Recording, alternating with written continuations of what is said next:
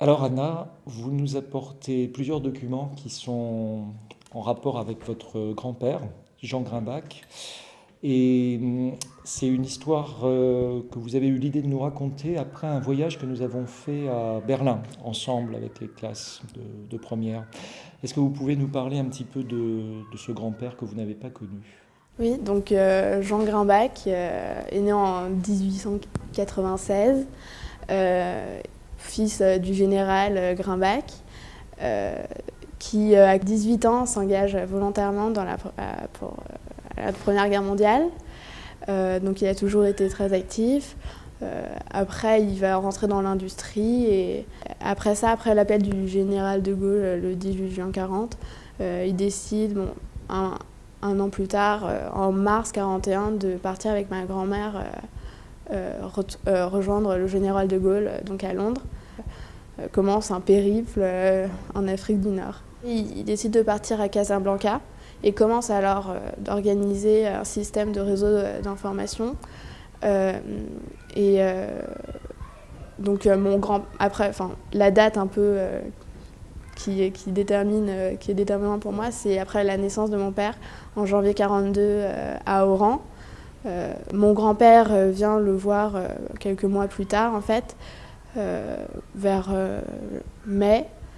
Bon, mon père ne le connaîtra en fait que un mois, parce que un mois plus tard, vers juin, il a été encore dénoncé et par en fait un carnet d'un autre résistant qui avait donc toutes les adresses et tous les noms. Donc il est envoyé à la prison de Tlemcen, où il est jugé, Comme résistant. et donc de là on le transfère à Tunis, à la prison de Tunis. Le colonel qui présidait le tribunal militaire lui a arraché sa Légion d'honneur qu'il avait eue, puisqu'il était engagé volontaire à 18 ans. À 18 ans, en 14. Et donc, quand les Américains sont arrivés, enfin, quand il y a eu le débarquement qui arrivait à Tunis, enfin, le directeur de la prison, Mourantrouille, a dit bon, ben, je libère tous les gens qui étaient arrêtés pour des raisons politiques. Sauf que la veille de faire ça, tous les dirigeants, qui étaient ce qu'on appelait les Tunisiens, ont été mis dans les mains des Allemands qui les ont emmenés à Sachsenhausen en avion, avec 2 avions pleins. Et dans tous les livres d'histoire de la résistance et tout, c'était les seuls déportés par avion à Sachsenhausen. Et il est mort ensuite à Sachsenhausen. On nous a toujours dit qu'il était mort de faim, on n'en sait rien. Bon, il n'a jamais été arrêté comme juif, hein, il était tout juif qu'il était, mais en fait, c'était toujours comme résistant. Donc justement, le voyage à Berlin, j'appréhendais un peu, j'avais vu dans le programme première visite dès la sortie de l'aéroport Sachsenhausen. J'ai toujours su que mon grand-père était mort à Sachsenhausen. Un soir, je suis allée voir mes parents et j'ai dit quand même, j'ai un peu peur, j'appréhende. Donc ils m'ont donné 2 options. Soit tu y vas et t'affrontes et quand même tu peux raconter ton histoire, ou bien tu restes dans le car. Vous avez choisi donc La première option, voilà. Qu'est-ce que vous avez retenu de cette visite? Qu'est-ce qui vous a le plus frappé? Ouais. Je suis allée voir dans les registres, c'est là que je retrouvais bien mon grand-père et j'ai vu le nom, ça m'a beaucoup... Vous avez vu le nom? J'ai vu le nom, ouais. Et ça m'a beaucoup impressionnée. Et voilà, donc j'essayais un peu de m'imaginer cet inconnu dans ce camp couvert de neige. Comment vous situeriez justement on en avait parlé un petit peu avec Anna, les origines de la famille? C'était pas quelque chose de très normal qu'il y ait un général juif après l'affaire Dreyfus, déjà. Ça, c'était déjà quelque chose d'un peu particulier. Donc il a été élevé, il avait été, quand il était enfant, il était au Prytanée militaire, il avait été élève. Il a été bien sûr dans l'armée jusqu'à l'armistice de Pétain, et donc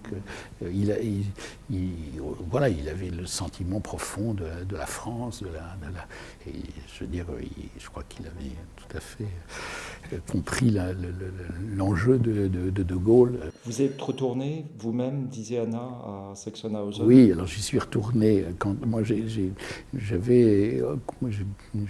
y avait de grandes expositions d'architecture qui s'appellent l'International Bauausstellung. J'ai construit 3 bâtiments à Berlin, du temps où il y avait le mur.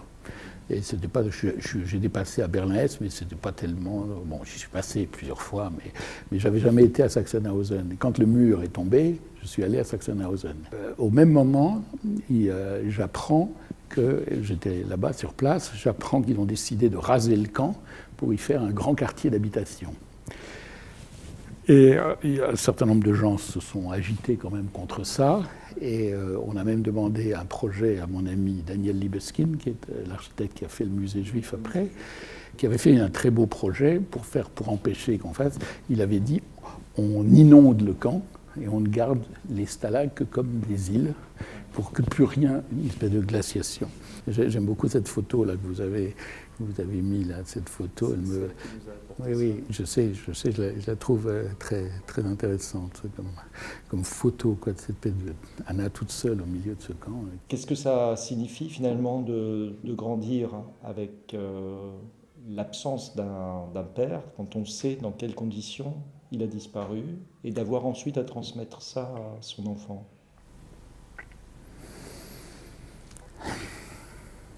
Et